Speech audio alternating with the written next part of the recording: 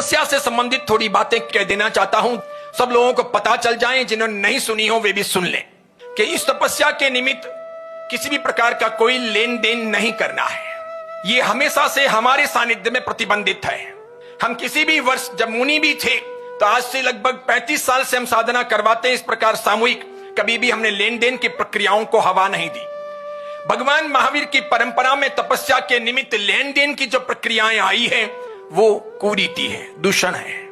तपस्वी की भक्ति करना, तपस्वी का बहुमान करना, तपस्या की अनुमोदना करना अलग बात है, लेकिन तपस्या के निमित्त कुछ न कुछ करना ही है। स्वामी वात्सल्य करना है या नाश्ता रखना है, बैंड बाजे बजाने हैं, बग्गी वगैरह लानी है, अथवा फिर गीत अलग से रखने हैं, अलग से पैसे खर्च करने हैं। ये सब चीजें जब से समाज में आई है तब से जैन परंपरा की तपस्या महंगी हो गई है। सामान्य लोगों से वो दूर होती जा रही है।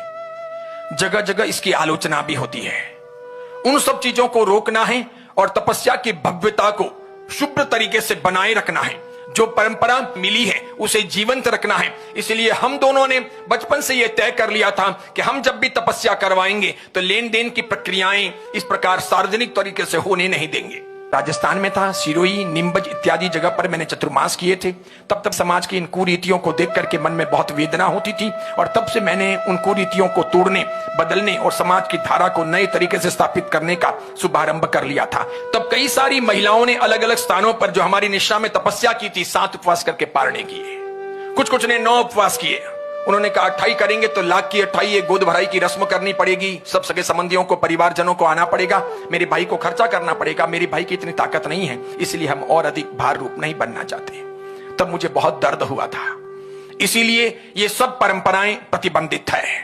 अगर कोई तपस्वी अधिक देता है, कोई तपस्वी कम देता है, सबको छूट दी जाती है, तो फिर समाज के अंदर पार्शलिटी दिखाई देगी, कमी बेशी दिखाई देगी, छोटा बड़ा का भेद दिखाई देगा। तपस्या जब सबने समान की है, सबको सम्मान भी समान मिलना चाहिए।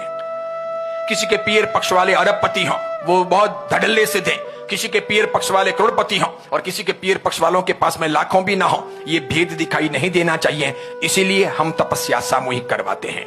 अगर आपको किसी को लगता है कि मेरी बहन, मेरी बेटी, मेरी मां, मेरी भाभी या मेरे कोई मित्र इत्यादि के निमित्त मुझे कुछ देना है, तो एक कोई क्यों देना है? सकल संग है, सबने तपस्या की है, सबके सब जिन शासन के उपासक हैं, तो फिर हमारा बहुमान एक के लिए, 2 के लिए, कुछ के लिए नहीं, सबके लिए होना चाहिए। इसीलिए ध्यान दीजिएगा कि किसी को भी अलग कुछ नहीं करना है, सिर्फ उन्हें तपस्या करनी है, आनंद उठाना है, कर्मों की निर्जरा करनी है, साधना में गहरे उतरना है, जीवन का कल्याण करना है, देवगुरु धर्म की आशीष पानी है।